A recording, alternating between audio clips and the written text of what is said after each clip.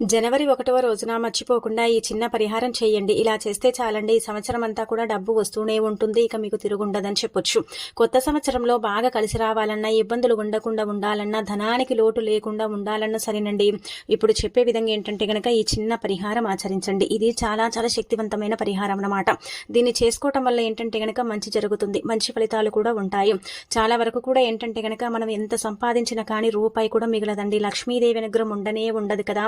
అలా లేక మనం ఏంటంటే చాలా బాధపడుతూ ఉంటాం, ఇబ్బంది పడిపోతాం కదండి.